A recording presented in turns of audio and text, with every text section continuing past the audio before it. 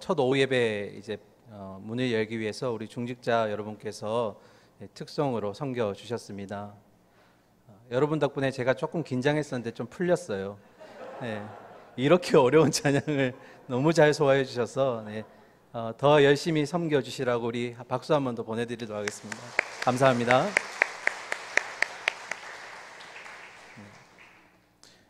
오늘 이 시간에 주신 하나님 말씀 함께 받도록 하겠습니다. 오늘 우리에게 주신 하나님 말씀은 신약 성경 마가복음 5장 38절부터 43절까지 말씀입니다.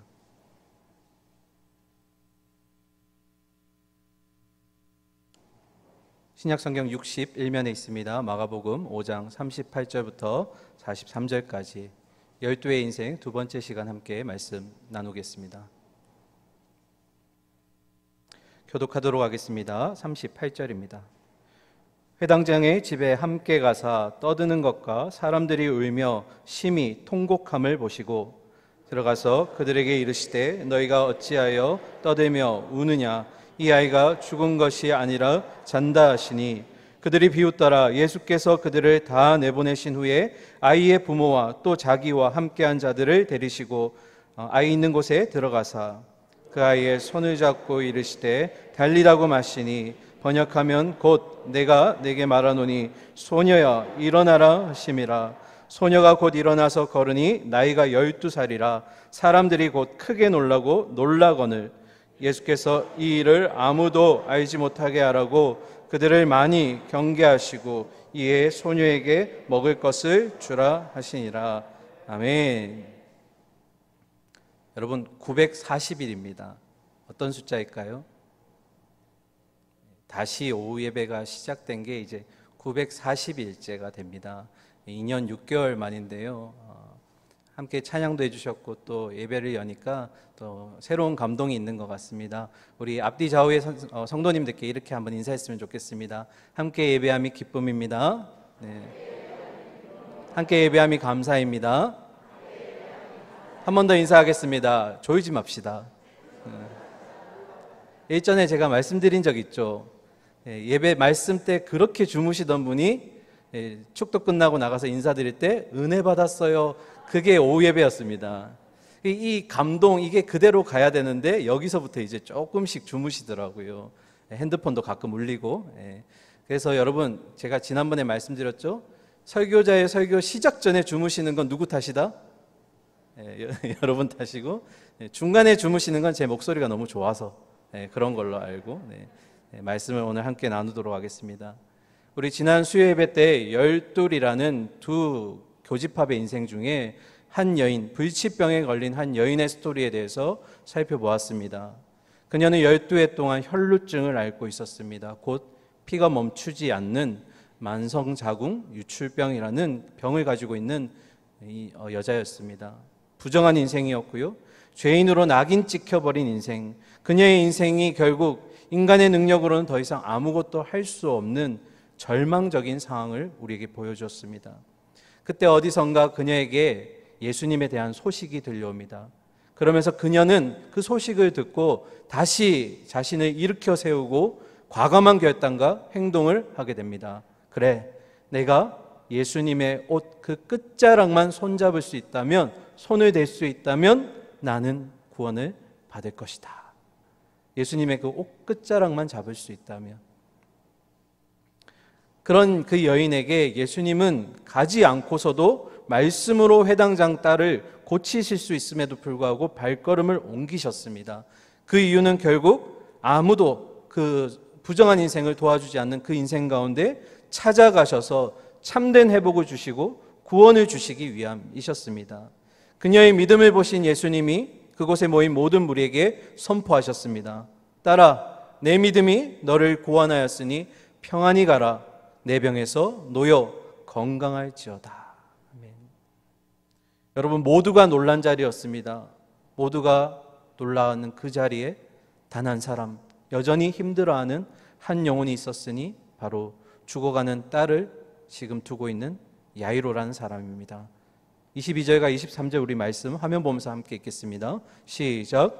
회당장 중에 하나인 야이로라는 이가 와서 예수를 보고 발 아래 엎드려 간곡히 구하여 이르되 내 어린 딸이 죽게 되었사오니 오셔서 그 위에 손을 얹으사 그로 구원을 받아 살게 하소서 하거늘. 여러분, 야이로의 직업은 회당장입니다.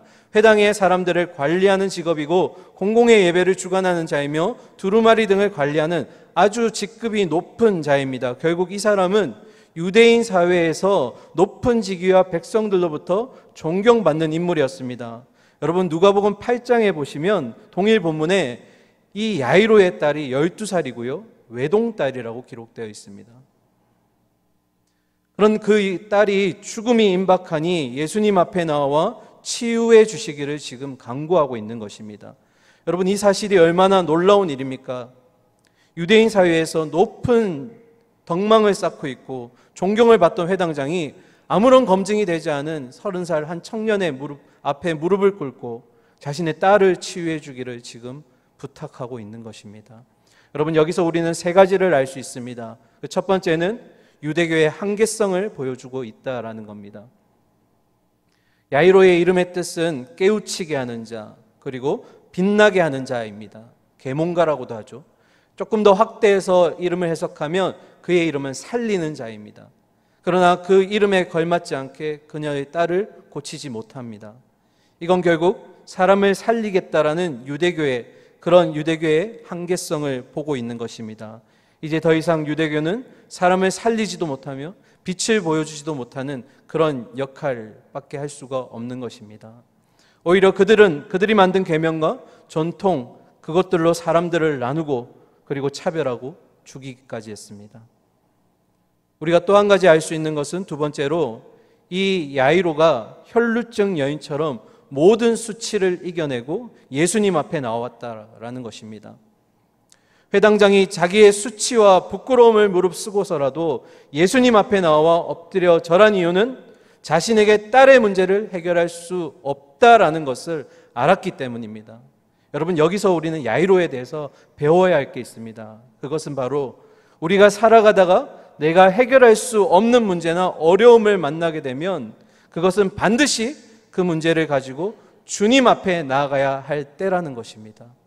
다시 말씀드립니다.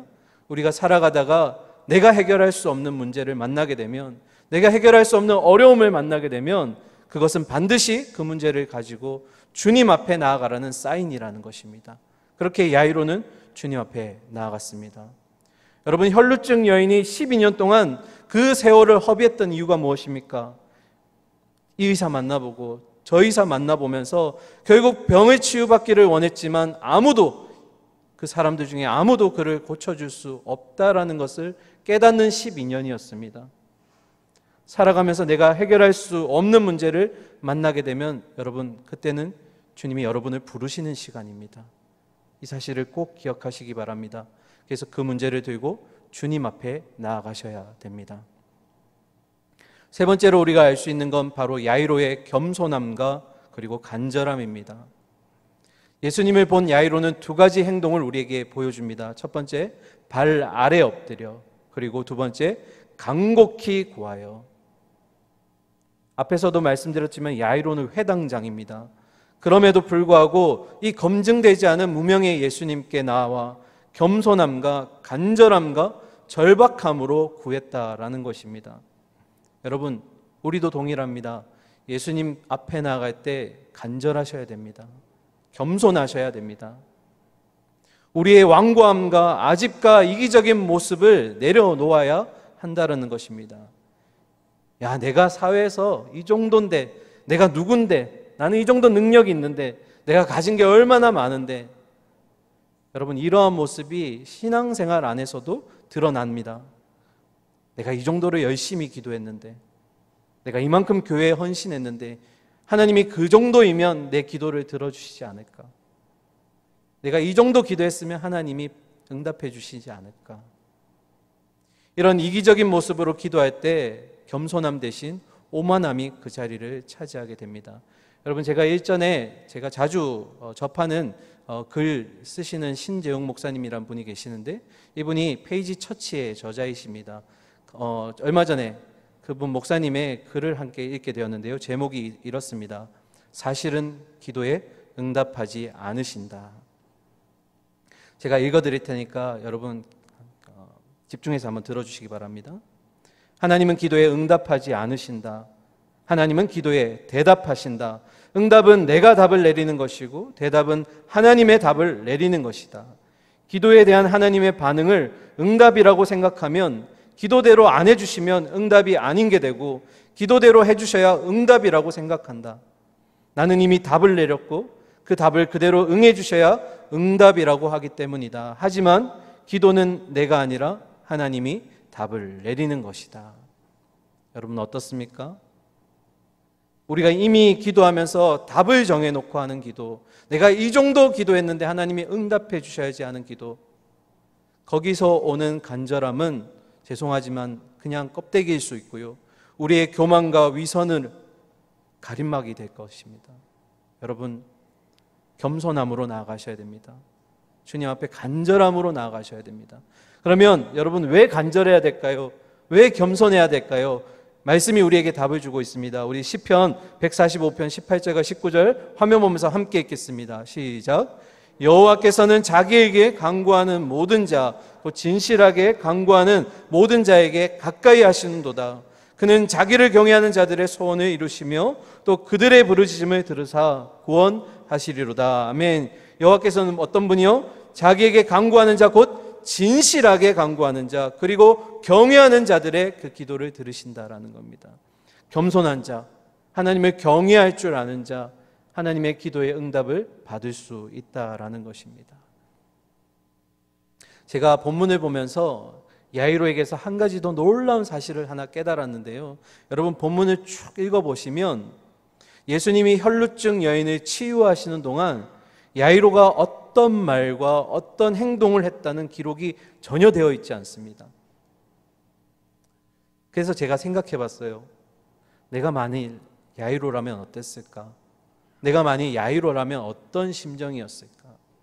여러분 하나뿐인 딸아이예요. 그것도 12살입니다. 눈에 넣어도 아프지 않다는 소중한 딸이에요. 제가 여기서 감정이 이입됐어요. 저에게도 하나뿐인 딸이 있으니까 만약에 그 아이가 12살이 됐을 때 불치병에 걸리고 아무도 그녀를 낫게 해줄 수가 없는 거예요. 그런데 여러분 예수님의 그 소식을 듣고 지금 여기까지 나왔습니다. 회당장이라는 직급이 있었고요, 체면이 있었고 수치가 있었지만 다 내려놓고 내 딸아이 하나 고치겠다고 모든 사람들 보는 앞에서 지금 절하고 엎드려서 정말 어렵게 구해낸 소중한 기회였어요. 그런데 그 가운데 뜻하지 않은 일이 발생합니다. 변수가 생긴 거죠.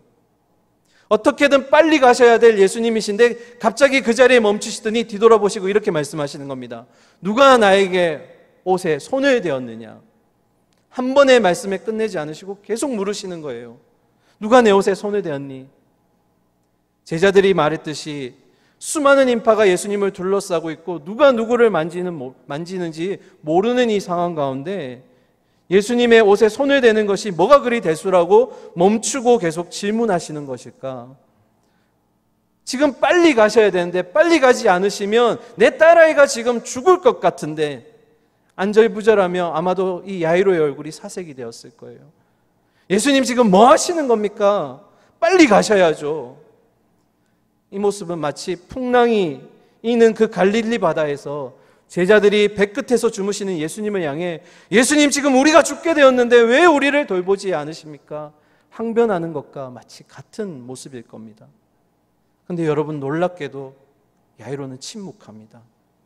아무 말도 하지 않아요. 아무 대답도 하지 않아요. 왜 그랬을까요? 너무 궁금했어요.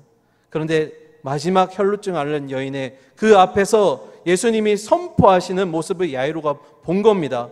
딸아, 내 믿음이 너를 구원하였으니 평안히 가라. 내 병에서 놓여 건강할지어다. 딸아, 어떤 것이요? 너의 믿음이, 내 믿음이 너를 구원하였다. 그리고 네 병도 치유가 되었다. 여러분, 이 모습을 본 야이로가 침묵할 수밖에 없었어요.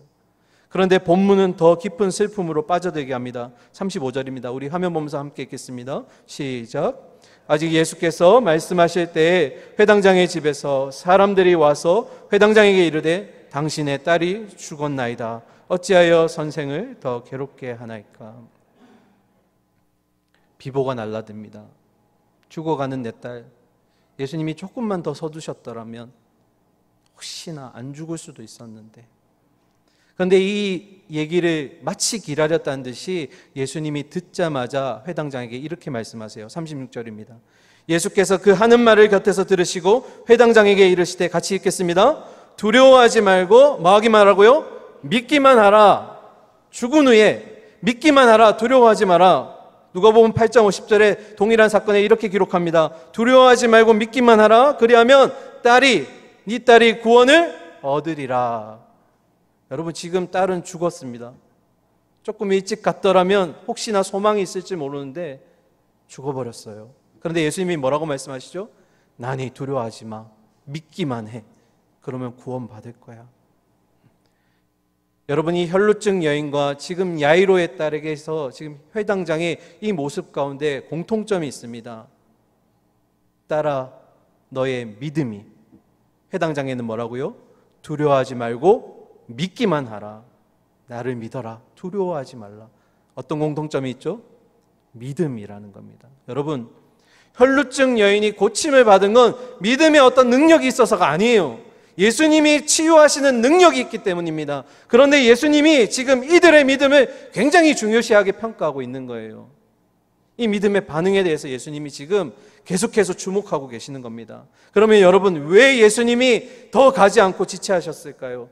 왜 이 자리에서 자꾸 머뭇거리셨을까요?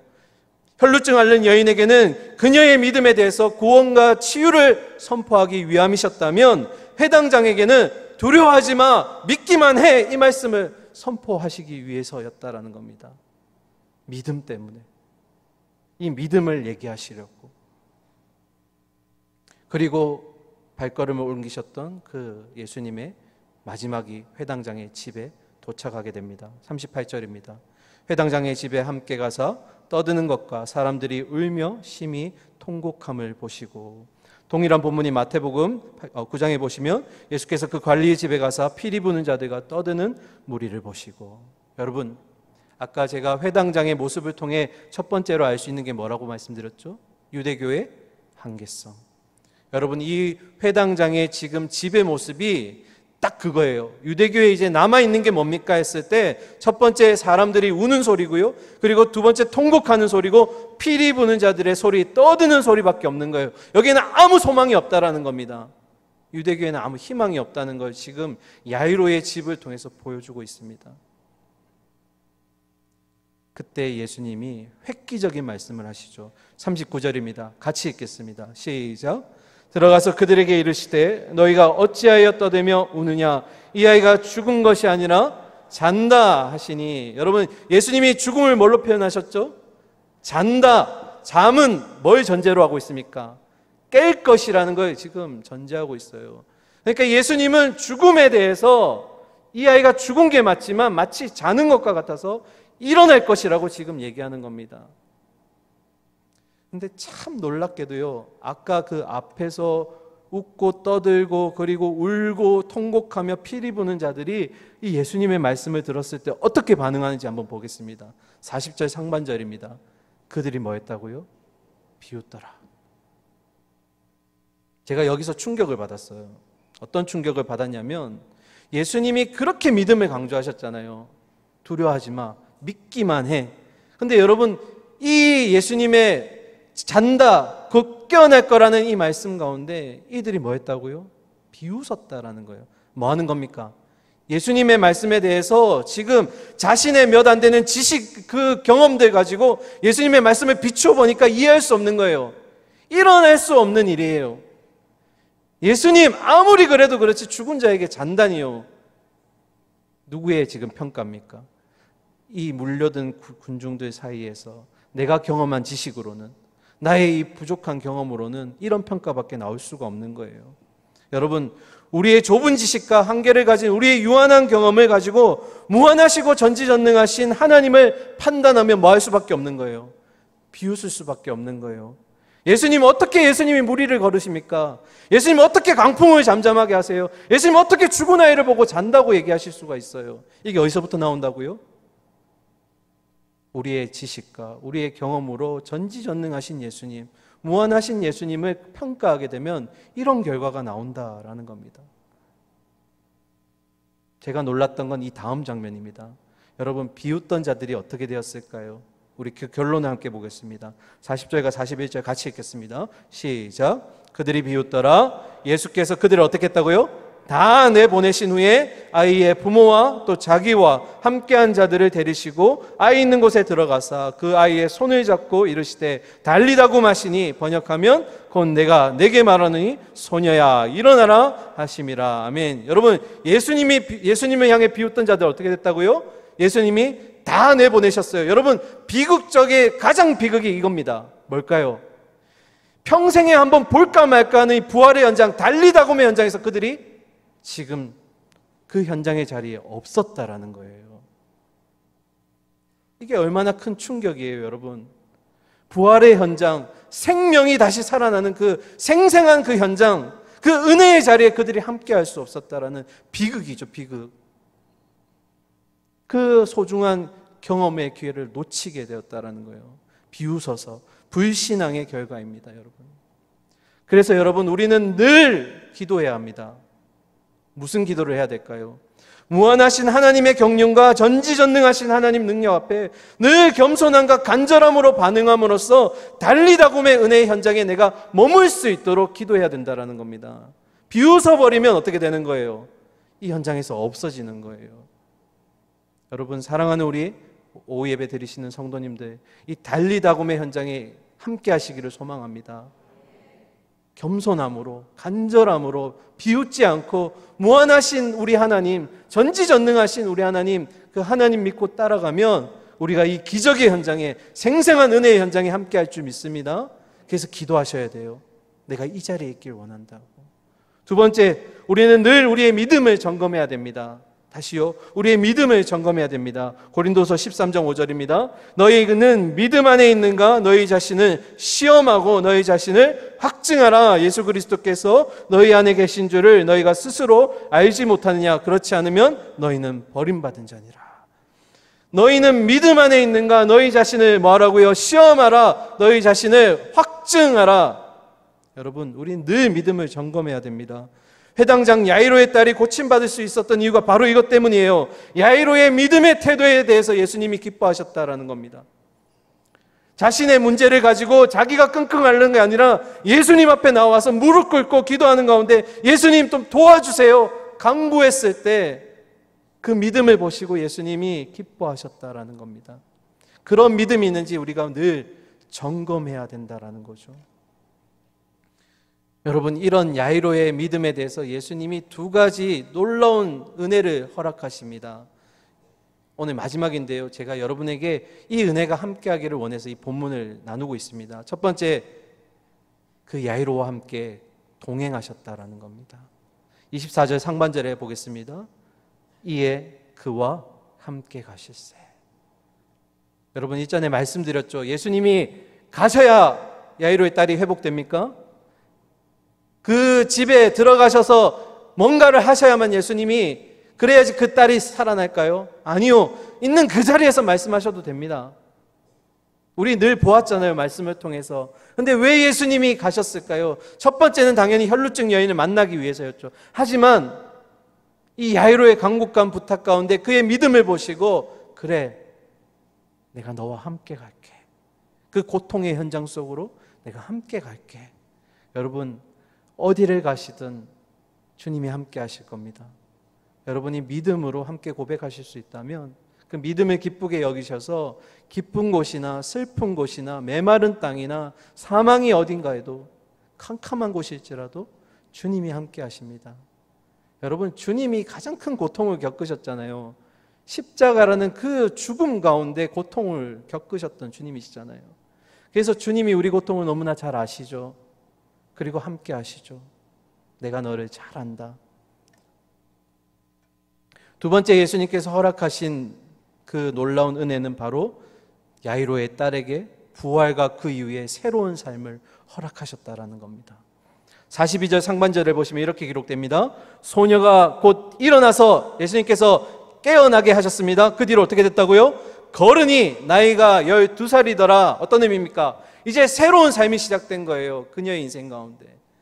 죽었던 그녀의 인생이 깨어났고요. 일어나 걸었어요. 그 의미는 뭡니까? 이제 새로운 삶을 걸어가겠다라는 거예요. 누구를 통해서요? 예수님 통해서. 여러분, 죄 가운데 있었던 우리를 일으켜 세우신 분이 누구신가요? 거듭나게 하신 분 누구신가요? 새로운 삶을 주신 분이 누구신가요? 예수님인 줄 믿습니다. 그리고 그냥 걷게 하지 않으셨어요. 날마다 새삼을 걷는 우리에게 만나와 그 놀라운 은혜들을 매일매일 부어주신다라는 거예요. 제가 마지막에 이 말씀을 보면서 감격 가운데 떠올랐던 찬양이 있어요. 주의 인자는 끝이 없고 주의 자비는 무궁하며 아침마다 새롭고 늘 새로우니 주의 성실함이 큼이라. 이 찬양 아시나요? 우리 함께 불러볼까요? 네, 시작. 주의 인자는 끝이 없고 주의 자비는 무궁하며 아침마다 새롭고 늘 새로우니 주의 성실이 금이라. 성실하신 주님. 할렐루야. 아멘. 달리다곰의 현장에 있었던 그 아버지, 모든 수치를 이겨내고 믿음으로 반응했던 그 아버지의 믿음이 결국 주님을 움직이겠고 딸을 살리고 새 소망을 주었습니다. 그리고 그녀의 삶 가운데 또 주님이 함께 하실 겁니다. 여러분, 우리에게 해결할 수 없는 문제가 있을 겁니다. 크고 작은 어려움도 있을 겁니다. 그러면 어떤 사인이라고요? 그 문제 들고 주님 앞에 나아가십시오. 나의 좁고 유한한 지식과 경험이 아니라 주님의 무한하시고 전지전능하심을 믿으심으로써 겸손히 주 앞에 나가실 때 첫 번째로 주님이 우리와 동행해 주시며 두 번째로 달리다곰의 축복의 현장에 우리를 머물게 하실 거라는 겁니다. 오늘도 이 놀라운 사실을 믿으시면서 이 감격의 자리를 늘 경험하시는 저와 여러분이 될 수 있기를 간절히 소망하고 축복합니다. 아멘. 함께 기도하겠습니다. 사랑과 공의 하나님, 예수님의 그 놀라운 능력 앞에 비웃던 자들이 어떻게 되었습니까? 그 축복의 자리에서 밀려난 그 모습들을 보며 가장 비극 아니겠습니까? 주님, 우리가 그렇게 되지 않기를 소망합니다.